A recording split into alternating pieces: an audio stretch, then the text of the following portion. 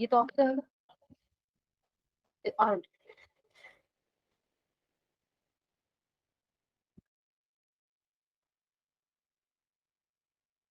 now the session is being started. As we know that the speaker of this session is Professor Ramesh Prasad sir. So first of all, I would like to invite Dr. Baleshwar sir to honor our speaker Professor Ramesh Prasad sir with shawl and flowers.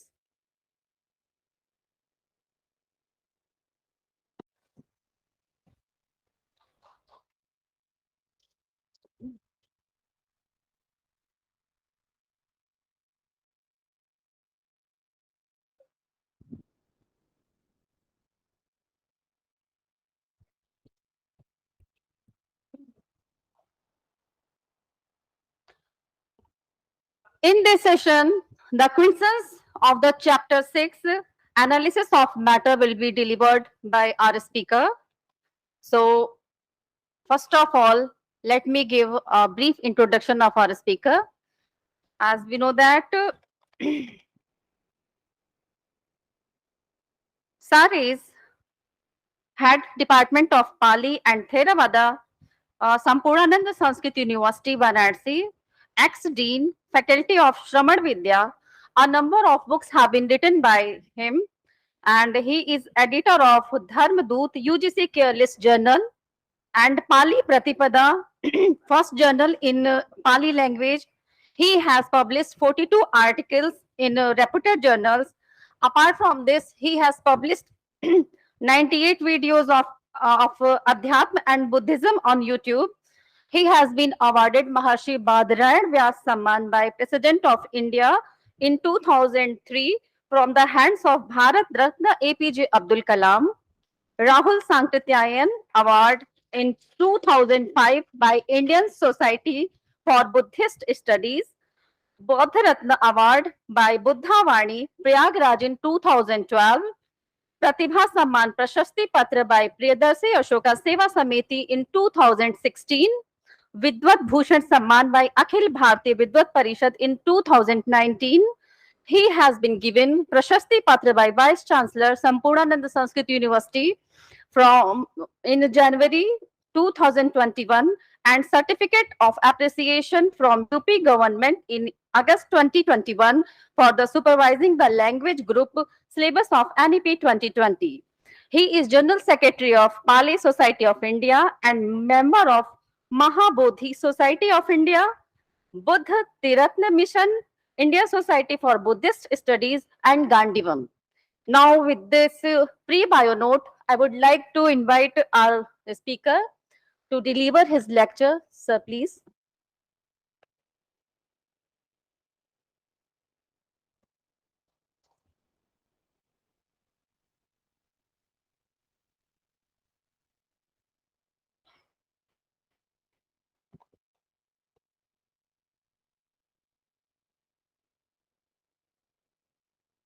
Thank you, madam.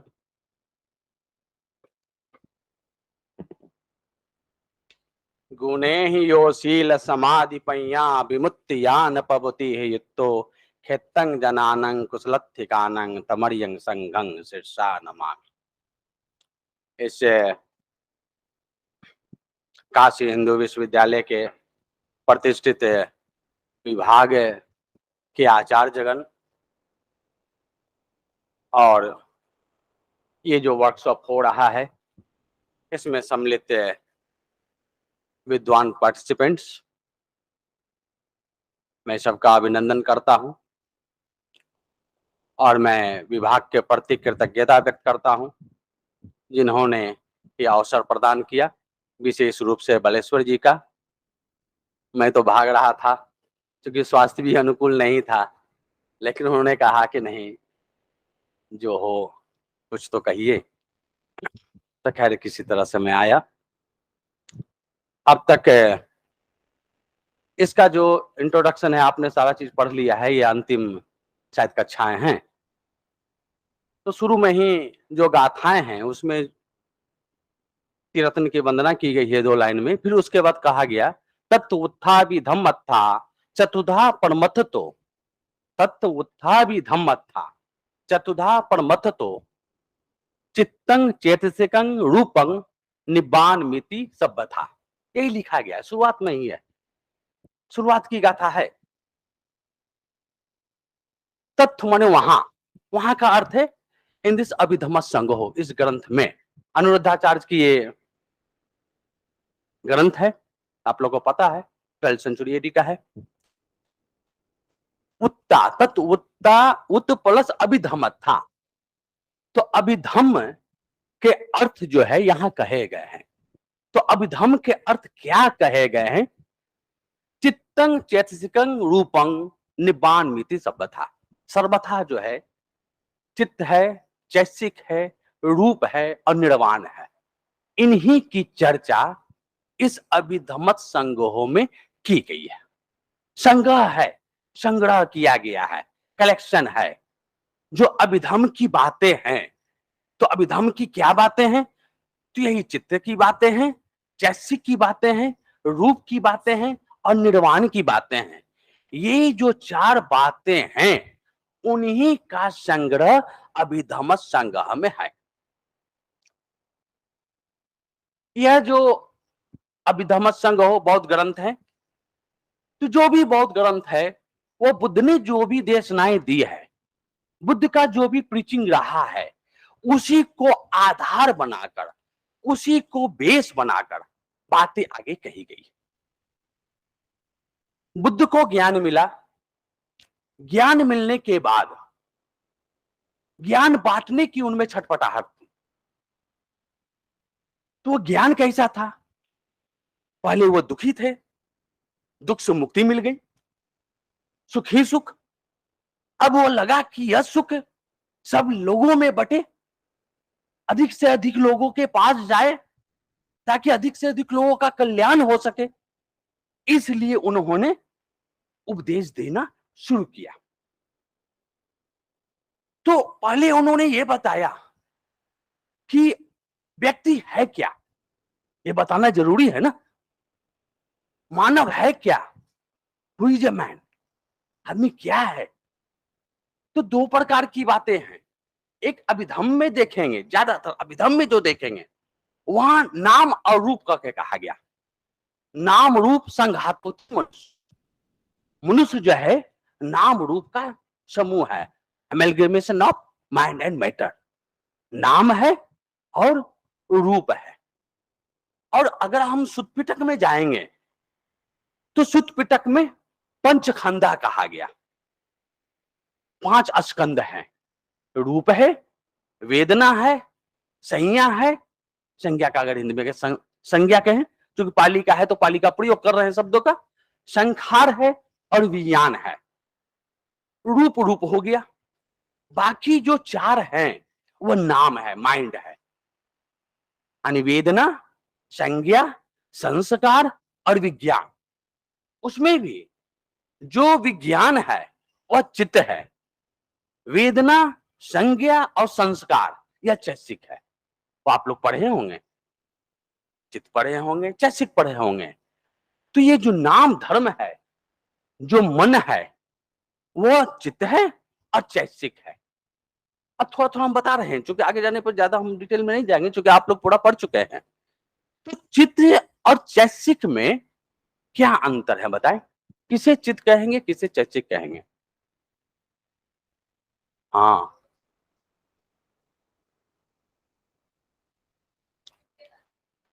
जो उतना है बस। हाँ, जैसे अगर इसको हम सामान्य रूप से देखें, जैसे कोई जल है, जल को अगर हम चित्त मान लें तो ऊपर से जो हम डालते हैं, जैसे अगर ब्लैक कलर डाल दिए तो काला दिखने लगेगा, लाल डाल दें तो लाल दिखने लगेगा। तो ऊपर जो हम डालते हैं वो चैतसिक है। एक ही व्यक्ति होता है, कभी वह दान देता है तो दान चित्त उत्पन्न हो गया, है ना। अलोभोति चागु, तो अलोभ जो चैतसिक जब उत्पन्न हो जाता है चित्त में तो दान देने लगता है। लेकिन वही व्यक्ति चोरी भी करता है। जब लोभ आ जाता है तो लोभ चैतसिक आ गया, अकुशल चैतसिक आप पढ़े होंगे, 52 प्रकार के चैतसिक होते हैं। अहिंसमान चैतसिक, अकुशल चैतसिक, शोभन चैतसिक, है ना, 52 प्रकार के चैतसिक पढ़े होंगे, 89 प्रकार के चित्त पढ़े होंगे। तो ये चित्त अचैतसिक हुआ। ये चित्त अचैतसिक जो मन है वह करवाता है। करता कौन है? करता रूप है, करता तो शरीर है ना। मन करवाता है। मन ने कहा चोरी करो, शरीर ने चोरी कर लिया। पिटाई खाता है फिर शरीर खाता है ना। करने वाला जो है, कराने वाला जो है वह मन है, करने वाला जो है वह रूप है। अब कराने वाले को तो आपने देख लिया, अब हम लोग करने वाले को देखते हैं वो क्या क्या करता है। तो रूप का जो प्रचलित जो परिभाषा दी गई, तो वह कहा गया चत्तारो च महाभूता चतुन्नं च महाभूतानं उपादाय रूपं। जो रूप ऐसे कहा गया विकारोति रूपं, जो विकार उसके अंदर ही आ जाता है, उसको अंदर देखेंगे तो 4 महाभूत है। महाभूत का अर्थ हुआ, महाभूत को भूत रूप भी कहते हैं। Basic material quality, basic matter, जो आधारभूत है। भूत माने आधारभूत, जो फंडामेंटल जो है उसे हम कहेंगे भूत रूप या महाभूत। और उससे जो उत्पन्न रूप है, जैसे कलर में जाए तो प्राइमरी कलर जो है 3 ही होता है, और उस 3 कलर से बाकी हजारों प्रकार के कलर होते हैं। पीला में देखिए तो 50 प्रकार के येलो मिलेंगे, रेड में देखिए तो 1000 प्रकार रेड मिलेंगे। तो उसी तरह से 4 जो है वह बेसिक मैटर, बेसिक एलिमेंट, और उन चारों से जो उत्पन्न रूप है उससे हम उपादान रूप कहते हैं। अब शुरुआती दौर में अगर हम देखें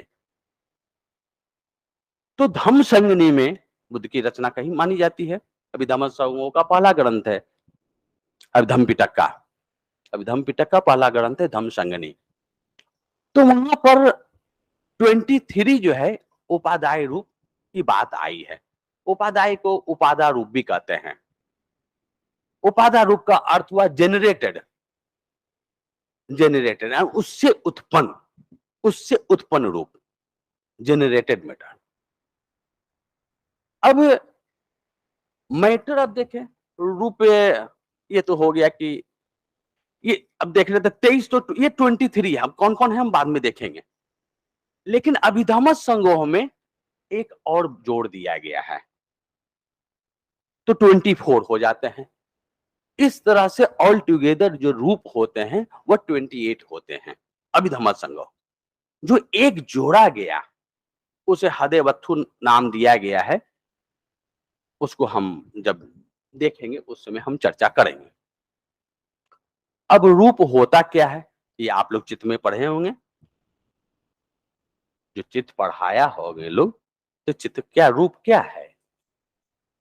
एक तो कहते हैं वन आकार संपन्न आलंबनं ति रूपं, an object having colour and shape. जैसे ये एक रूप है, कोई वर्ण है, कोई आकार है। हर व्यक्ति का एक रूप है, उसका कोई एक वर्ण है, एक आकार है, जिस कारण से उसे जाना जाता है। ठीक। अब देखिए, मान लिया जाए कि छिपकली को देखे हैं आप, कोई कोई खिलौना जो है बिल्कुल छिपकली जैसा दिखता है, या स्नेक जो है, सांप जो है बिल्कुल दिखता है कि वो सांप। अगर उसको न ध्यान देगा तो कि सही में सांप, क्या उसे हम सांप कहेंगे? क्यों नहीं कहेंगे? रूप तो है, वर्ण आकार तो है, इसलिए हमें भ्रम भी होता है। उसे हम नहीं कहेंगे। इसलिए नहीं कहेंगे कि उसकी जो क्वालिटी है, जो गुण है, वह नहीं है। अभिधम्म गुण को बतलाता है। इसलिए केवल मैटर को हम, केवल द्रव्य को हम रूप नहीं कहते हैं। उस द्रव में जो गुण विद्यमान है उसे हम रूप कहते हैं। केवल हम द्रव को हम नहीं कह सकते। तो द्रव में जो गुण निहित है तो उस गुण को हम रूप कहते हैं। अब देखते हैं एक एक करके चार जो महाभूत है, पृथ्वी, आपो, तेजो, वायु। पृथ्वी माने पृथ्वी, अर्थ, आप का अर्थ हुआ जल, वाटर, तेज का अर्थ हुआ अग्नि, फायर, अवायु का अर्थ हुआ वायु, एयर। यही पृथ्वी, आपो, तेजो, वायु हुआ। ये चार बेसिक जो है मटेरियल क्वालिटी बताया गया है। और अगर वैदिक ग्रंथ में देखें, सनातन ग्रंथों में देखें तो 5 बताया गया। क्षितिजल, पावक, गगन, समीरा। गगन को भी रखा गया है, आकाश को रखा गया है, लेकिन यहां आकाश को जनरेटेड मटेरियल क्वालिटी में रखा गया, उपादान रूप में रखा गया है वहां अलग नहीं किया गया है, लेकिन वो उपादान रूप में है आकाश। अब देखते हैं पृथ्वी क्या है। तो जो हम लोग ये सब देखते हैं, जंगल झाड़, ये सब वन, वो तो खैर बाहर का पृथ्वी है ना। तो पृथ्वी की जो परिभाषा की गई अभिधम्म में, क्या ना, ये क्वालिटी है खलताती पृथ्वी, जो रफनेस है, खड़गताती पृथ्वी, जो आपका कड़ापन जो है, जहां रफनेस जो है, उसे हम पृथ्वी कहेंगे। यह भी पृथ्वी है, यह भी पृथ्वी है, यह भी पृथ्वी है। जहां कहीं भी कठोरपन है, जहां कहीं भी रुखड़ापन है, वह पृथ्वी है। यह हुआ पृथ्वी। आपका अर्थ होता है जल। जल किसे कहेंगे? जल का क्या काम है? आटा दे है ना। जब जल डालते हैं तो सारे जो है इकट्ठा हो जाते हैं, धूल उड़ता है, बारिश का पानी पड़ता है, धूल इकट्ठा हो जाता है। जो बांधने का जो गुण है ना, quality of binding the elements, जो द्रव को बांधने का जो गुण है, उसे हम कहेंगे जल। बंधनतंती आपो, खलताती पृथ्वी, बंधनतंती आपो, बांधने का जो गुण है, जो अलग अलग पार्टिकल्स में है, उसे जब हम बांधते हैं, जो बांधने का जो गुण है, उसे हम जल कहेंगे। अग्नि क्या है? जिस किसी चीज से हमें ताप मिले, उन्हत्तंग, उष्णत्व का जो गुण है, उन्हत्तंगति तेजो, जहां कहीं से भी उष्मा मिले, सनलाइट से मिले, पाम से मिले, जहां से भी मिले, जो उष्मा का जो गुण है, जो हीट, क्वालिटी टू हीट, जो हीटिंग क्वालिटी है, उष्मा का जो गुण है, उसे हम तेज कहेंगे, अग्नि कहेंगे। और वायु का क्या काम है? वायु किसे कहेंगे? थमितंती वायु। अगर वायु न रहे, आप चले जाइए ऊपर निर्वात में, जहां पर एयर नहीं है, कहीं हाथ नहीं हिला सकते। एक स्थिति में बनाए रखने का जो गुण है, वह वायु का है। अगर वायु न रहे तो हाथ ऐसे रहेगा तो ऐसे ही रह जाएगा, फिर ऐसे नहीं हो पाएगा। तो जो वस्तुओं को एक स्थिति में, एक पोस्चर में जो बनाए रखने का जो गुण है, उसे हम वायु कहते हैं। यही 4 प्रकार के मूल आधारभूत रूप बतलाया गया। यही बेसिक मैटर कहा गया, या बेसिक मटेरियल क्वालिटी कहा गया। अब इससे उत्पन्न जो रूप हैं, शुरू में कहें कि जैसे धम्म संगनी में है तो 23 गिना दिए गए हैं। जैसे उसमें जो लिखा गया है धम्म संगनी में लिख कर दिया गया कतमंग तंग रूपंग उपादा, तो उसमें गिना दिया चक्का यतनंग सोता यतनंग घाना यतनंग जिह्वा यतनंग काया यतनंग रूपा यतनंग सद्दा यतनंग, इस तरह से अंत में कबलिकारो आह करके 23 गिना दिया।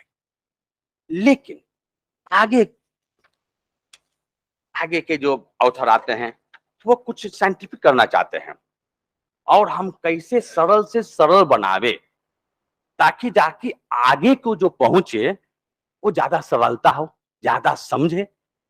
देखिए मूल उद्देश्य क्या है? दुख की निवृत्ति। दुख की निवृत्ति कैसे होगी? जब उस बात को समझेगा, उसके दिल को छुएगा, तब उससे अनासक्त होगा और वो सुखी हो जाएगा। तो बाद के जो भी आए तो उन्होंने इन 23 जो है उपादा रूप एक और जोड़ दिया गया बाद में अभिधम्म संघों में, तो 24 हो गए। तो 24 को 10 वर्गों में बांट दिया गया। यानी कहे कि रूप को ब्रॉडली जो है 11 भागों में बांटा गया। एक हो गया भूत रूप और 10 जो है उपादा रूप के पाठ हो गए। तो उपादा रूप का आप पहला देखते हैं। जो पहला है वो प्रसाद रूप है। प्रसाद रूप, प्रसाद का प्रसाद कहते हैं, प्रसन्नता का भाव। प्रसाद होती प्रसन्नता भाव हो, जहां प्रसन्नता का भाव है वह प्रसाद रूप ऐसा कहा गया है। तो प्रसाद रूप के अंतर्गत रखा गया। अब देखिए पहले क्या दिखाई देता है? कान नाक यही दिखता है व्यक्ति का, तो वही प्रसाद रूप है। तो 5 प्रकार के प्रसाद रूप है। क्या है? चक्षु, श्रोत, घ्राण, जीवा और काया। 6 इंद्रियां हैं। मन को चूंकि हमने पढ़ लिया है नाम में, चित्त चैतसिक में, तो केवल रूप को पढ़ रहे हैं। तो जो 5 इंद्रियां जो शेष बची, जो 5 जो सेंस ऑर्गन्स हैं, वे जो है प्रसाद रूप है। चक्षु, श्रोत, घ्राण, जिह्वा, काय और मन। Eye, ear, nose, tongue and body. अब चक्षु हम किसे कहेंगे? किसे कहेंगे चक्षु? हाँ, शक्ति होना चाहिए। केवल ये चक्षु जो आई बॉल है, उस आई बॉल को हम आंख नहीं कहेंगे, है ना। सीइंग क्वालिटी जो है, क्वालिटी उसे हम कहेंगे चक्षु। दर्शन समर्थता थी चक्षु, देखने की जो समर्थता है उसे हम चक्षु कहेंगे। कोई कोई अंधा को देखते हैं, आंख रहता है, लेकिन आईसाइट लॉस हो जाता है, नहीं दिखाई देता है, तो उसे हम अंधा कहते हैं। देखने का जो गुण है, देखने की जो समर्थता है, उसे हम चक्षु कहेंगे। श्रोत किसे कहेंगे? श्रोत कान। श्रवण समर्थता थी श्रोतन, सुनने की जहां समर्थता है, क्वालिटी टू हियर, सुनने की जो समर्थता है, श्रवण समर्थता थी। गायन समर्थता थी गान। सूंघने की जो समर्थता है, वह नोज है, नाक है।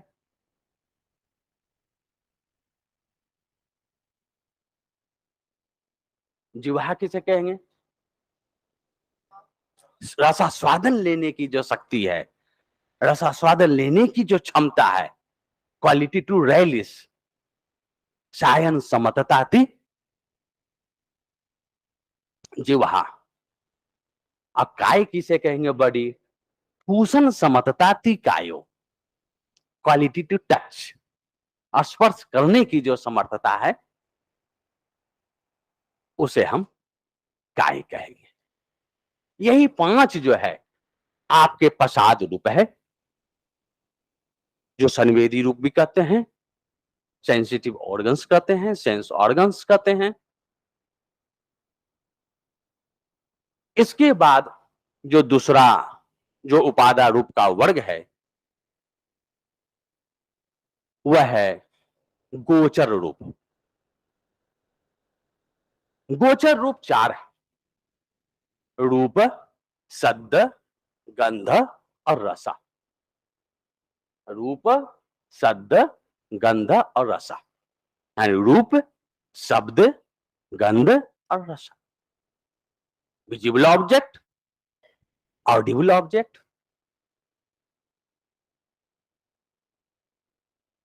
ऑडरस ऑब्जेक्ट, सैपिड ऑब्जेक्ट।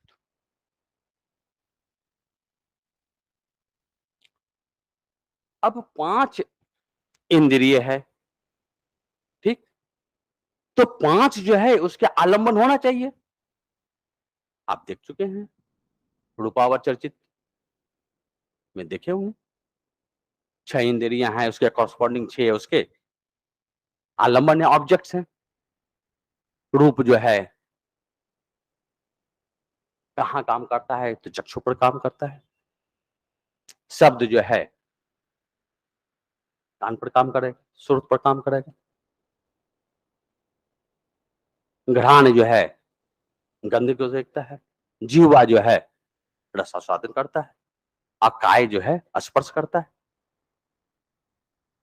तो काय तो है हमारा प्रसाद रूप में, तो यहां होना चाहिए ना, फर्श तो होना चाहिए, टब तो होना चाहिए, टेंजिबल ऑब्जेक्ट तो होना चाहिए। क्यों नहीं रखा गया? इसलिए नहीं रखा गया कि उसे हम भूत रूप में रख चुके हैं। जैसे पृथ्वी, ये कठोर है, कर्कश है, रूखा है, कैसे जानेंगे? जब टच करेंगे तभी जानेंगे। उष्मा को कैसे जानेंगे? जब हमें स्पर्श होगा तभी जानेंगे ये गर्म है या ठंडा। और वायु का जब स्पर्श होता है तभी जानेंगे। तो चूंकि आपको छोड़कर बाकी जो 3 आपके भूत रूप हुए, पृथ्वी, तेजो और वायु, में ऑलरेडी उसे सम्मिलित किया जा चुका है, इसलिए यहां पर इसे नहीं रखा गया। तो 4 आपके ये गोचर रूप हो गए। गोचर का तो गो मने इंद्रियां, इंद्रियां के लिए गो आया है। चर मने विचरण करना, जहां इंद्रियां विचरण करती है वही गोचर रूप है। 5 इंद्रियां हैं रूप के, तो 5 होना चाहिए, 5 है भी, क्योंकि उसको सम्मिलित कर लिया गया है, इसलिए 4 रखा गया है। आगे बढ़े। अब अगला जो रूप है वह भाव रूप है। भाव रूप क्या है? इत्थं पुरुषत्तम, इत्थं और पुरुषत्तम। इत्थं का अर्थ हुआ यानी लैंगिक, यानी ये क्वालिटी ऑफ सेक्स कहा गया। ये जो लैंगिक के जो गुण है, जैसे स्त्रीत्व, इत्थं का अर्थ हुआ स्त्रीत्व, और पुरुषत्व का अर्थ हुआ पुरुषत्व।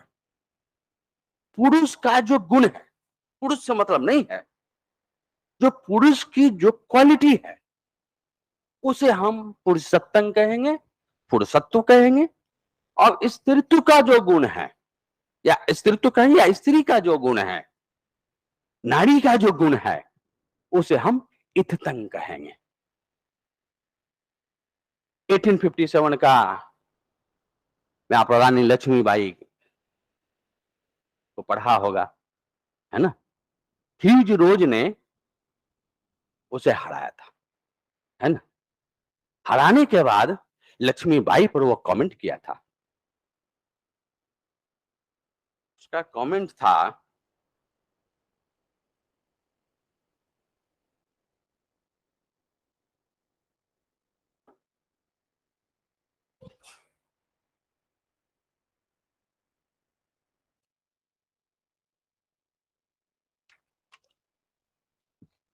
Here lay the woman who was the only man among the rebels. कहने का अर्थ है महिलाओं का वो पूरा टोली ही था जो लड़ रही थी. And she is the only man among women. यानी महिलाओं में वो अकेला मर्द थे. क्योंकि लड़ने का उस समय जो माना जाता था कि पुरुषों का काम है. सुभद्रा कुमारी चौहान भी कही, खूब लड़ी मर्दानी. मर्दानी का है, खूब लड़ी मर्दानी वह तो झांसी वाली रानी थी. तो लड़ना जो है यही पुरुषत्व है. इततंग माने स्त्रीत्व. तो जब स्त्रीत्व रहता है तो उसका फिजिकल जो डेवलपमेंट होता है उस ढंग से होता है. सोचने का भी जो है वह स्त्री का वो अलग रहता है. चलने का ढंग अलग रहता है. बोलने का ढंग अलग रहता है. पुरुष का उसका अलग रहता है ना. देख बच्चा को देखिएगा, जो छोटी बच्ची रहती है वो दूसरे खिलौना में वो पसंद करेगी, गुड्डा गुड़िया देखेगी. और लड़का रहता है वो गाड़ी के चक्कर में रहता है, जहां देखा तो वो लेता है. तो वो इनहेरेंट जो गुण है जो स्त्रीत्व का, तो स्त्री का जो गुण है वह इततंग है और जो पुरुष का गुण है वह पुरुषत्व है. ये हुआ भाव रूप. भाव रूप के बाद है हृदय रूप. हृदय का अर्थ होता है हृदय रूप, हृदय वत्थु. अब देखिए, यही धम्म संगनी में नहीं था, इसे बाद में अनिरुद्धाचार्य ने जोड़ा है. हृदय वत्थु. अब हृदय व seat of consciousness, base of consciousness. अब चित्त कहीं तो निवास करता होगा. जो मन है, जो नाम है, वह इस शरीर के अंदर कहीं तो निवास करता होगा. जहां निवास करता है, जो उसका सीट है, जो स्थान है, वही जो है हृदय वस्तु है, वही हृदय वस्तु है. बेस ऑफ कॉन्शियसनेस, जहां पर नाम धर्म निवास करता है.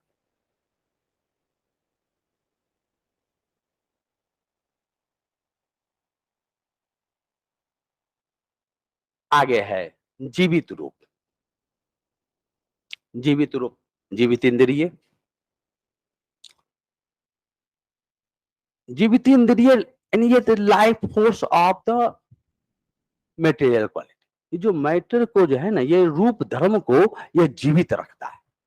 ये जीवित रखने वाला जो तत्व है, जीवित रखने वाला जो गुण है, वह जीवित इंद्रिय है. जब तक जीवित इंद्रिय है तब तक व्यक्ति जो है बलिष्ठ है. जैसे जैसे जीवित इंद्रिय का क्षय हुआ, जीवित इंद्रिय कम होने लगा, वैसे वैसे व्यक्ति कमजोर होने लगता है. अजीवित इंद्रिय पूर्ण रूप से समाप्त हो जाता है तो व्यक्ति मर जाता है. ये जीवित इंद्रिय, ये रूप धर्म को जिंदा रखता है. रूप धर्म को जीवित रखने वाला जो कारक है, जो गुण है, वह जीवित इंद्रिय है. अगला है आहार रूप. आहार में यहां पर कबलीकार आहार को रखा गया है. आहार भी आपको बताया गया होगा, 4 प्रकार के आहार. पहला कबलीकार आहार, फिर फस आहार, मनोसंचेतना आहार, वियान आहार. आहार माने भोजन, जिस किसी चीज से हमें शक्ति मिले, न्यूट्रिटेटिव एसेंस, न्यूट्रिटेटिव क्वालिटी, जिस किसी चीज से मिले उसे हम आहार कहते हैं. फस यहां पर एक ही रखा गया, कबलीकार आहार. फस आहार, फसा पढ़े होंगे, कहां पढ़े हैं? चैतसिक में पढ़े होंगे, आई समान चैतसिक में पढ़े होंगे। शुरू में पहला जो है ना चैतसिक यही है, भस्य। भस्य वेदना संज्ञा चेतना एकता ज्योति इंद्रिय मनसिका, यही है ना। चैतसिक का जो है आई समान चैतसिक है। आई समान चैतसिक में भी दो डिवीजन है, सचित साधारण चैतसिक है और पकिन्नक चैतसिक है। तो सचित साधारण से यहीं से शुरू होता है, फस से शुरू होता है। तो फस जो है स्पर्श टच, वो आहार है। कैसे आहार है वो? आप देखते होंगे चिड़िया जो है अंडा सेती है और केवल टच करती है, अंडा चूजा में बदल जाता है। फस आहार। बहुत परेशान रहते हैं, संत पुरुष के पास जाते हैं, हाथ रखता शांत हो जाता है।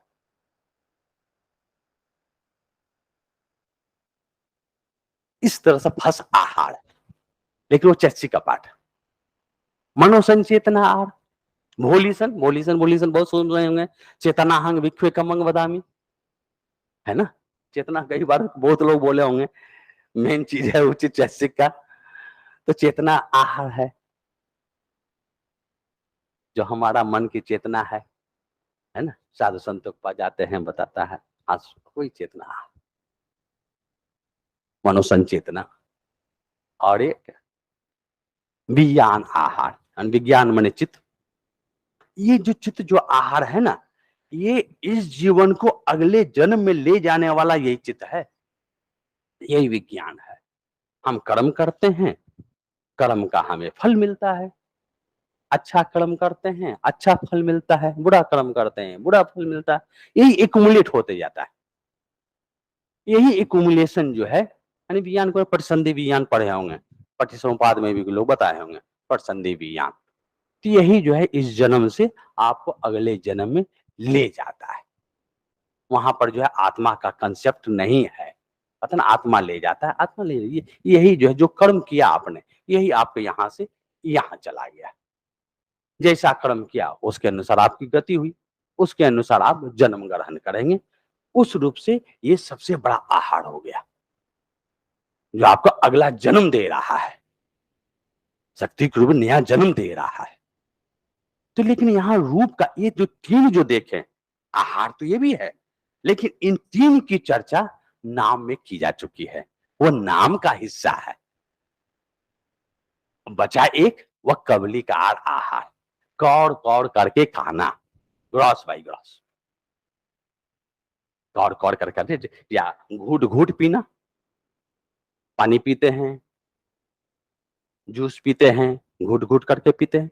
खाना खाते, एक कौड़ खाते हैं, दो कौड़ खाते हैं, इसलिए कबलिकार कहा गया, कौड़ कौड़ करके खाना। तो ये जो है ना रूप का पाठ है, ये आहार जो है रूप का, रूप ही खाएगा। तो ये हुआ आहार, रूप एक ही है, कबलिकार आहार।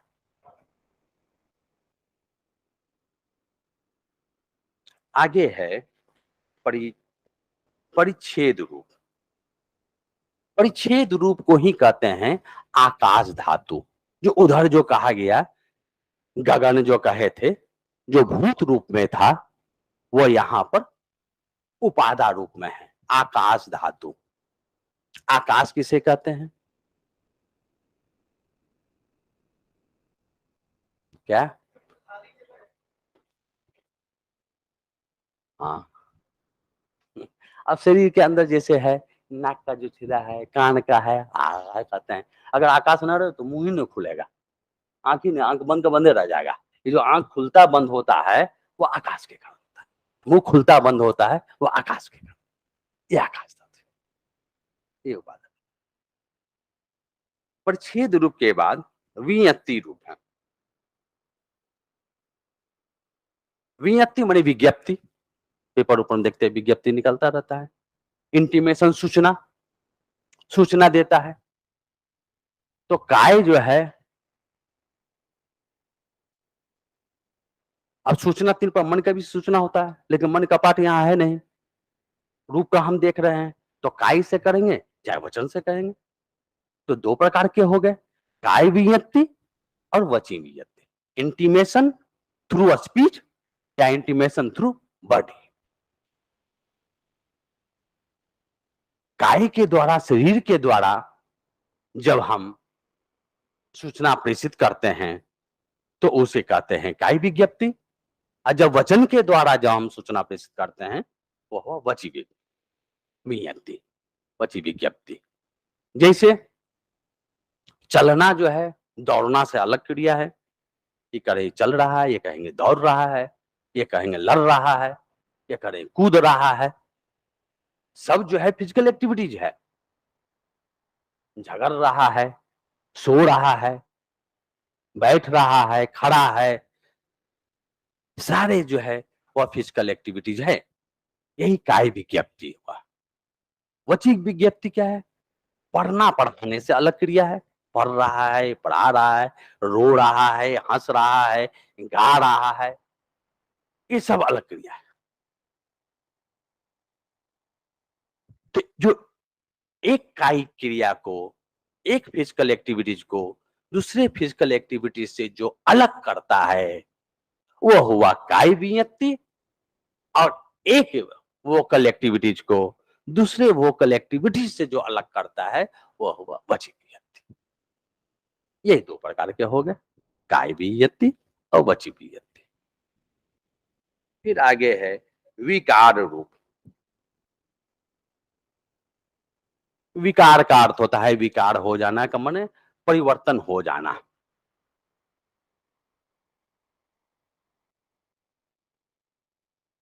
ये परिवर्तनीय गुण है। परिवर्तन तो मन में भी होता है, शरीर में भी होता है। तो ये शरीर का पार्ट है, तीन प्रकार का है, लहुता, मुदुता और कमयता। लहुता, मुदुता और कमयता का कर्मण्यता देखते हैं क्या है। लहुता का अर्थ हुआ लाइटनेस, मुदुता का अर्थ हुआ माइल्डनेस और कमयता का अर्थ हुआ वर्किबिलिटी। ये लहुता, मुदुता और कमयता चैसिक में भी आया होगा, शोभन चैसिक में आया होगा, है ना। सब शोभन साधारण चैसिक 19 है ना। सद्दा, सती, हिरी, ओतप्य, है ना, अलोभ, अदोष, तत्र मज्जतता के बाद आ जाता है काय लहुता, चित लहुता, काय मुदुता, चित मुदुता, काय कमयता, चित कमयता, काय पागुयता, चित पागुयता, काय उजुक्ता, चित उजुक्ता है सब। तो ये लहुता, मुदुता और कमयता मन में भी है। लहुता क्या है? हल्कापन का भाव, लाइटनेस। जो कभी कभी क्या लगता है शरीर हल्का लगता है ना, शरीर हल्का लग रहा है, लेकिन शरीर भारी कर लग रहा है। जो भारीपन को जो हटाता है, it removes the dullness of the matter.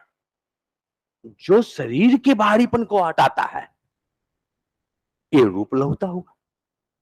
और उधर जो लहुता है काय लहुता चित्र, वो मन को हल्का करता है, मन के भारीपन को कम करता है। कभी कभी मन करता है काम करने को लेकिन शरीर काम नहीं करता है। कभी कभी शरीर चाहता है, मन नहीं करता है। जब उधर का भी कैसे काम करता है, इधर का भी काम करता, तब आदमी इफिशिएंटली काम करता है, नहीं तो बेमन से काम करता है जगत। ये हुआ लहुता। मुदुता माने माइल्डनेस, मृदुता का भाव। तो वहां भी मुदुता है, यहां भी कोमलता, कोमल भाव को लाता है। अकमयता माने कर्मण्यता, वर्केबिलिटी, कार्य करने के लिए प्रेरित करता है। एक मन प्रेरित करता है, ये रूप का कर्मण्य, वर्केबिलिटी, कार्य करने के लिए लगाता है। ये तीन प्रकार के जो है विकार रूप हो गए। अब अंतिम जो है वह लक्षण रूप है। लक्षण का अर्थ होता है लक्षण। तो किसी भी रूप के चार लक्षण बतलाए गए हैं, उपचय, संतति, जड़ता और अनिश्चयता। उपचय, संतति, जड़ता और अनिश्चयता। उपचय का अर्थ होता है उत्पन्न होना, कम इनटू बीइंग, उत्पन्न होना, अस्तित्व में आना, अस्तित्व में आना।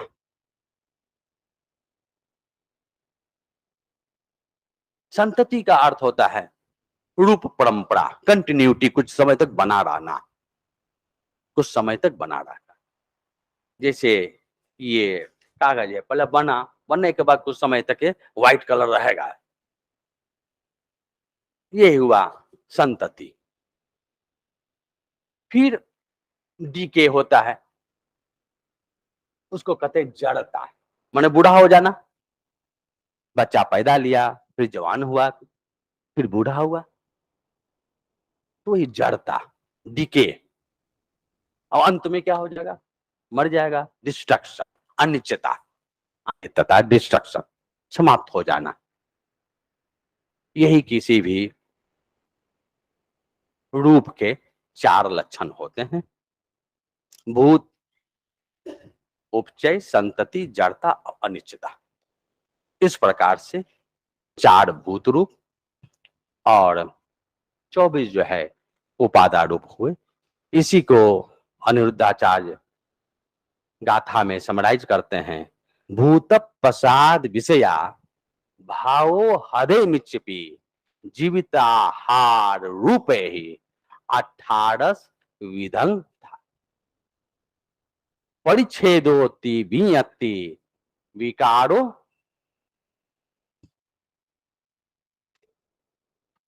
परिच्छेदो च वियति विकारो लक्षणंति च अनिफन्ना 10 चेति 28 विधं भवे। यही आपके ऑल टुगेदर 28 प्रकार के जो है रूप हैं, यही जो है काम करता है। ये 6ठा अध्याय जो है इसी रूप को बतलाता है। अब कोई प्रश्न उत्तर हो, जैसा हो बोल।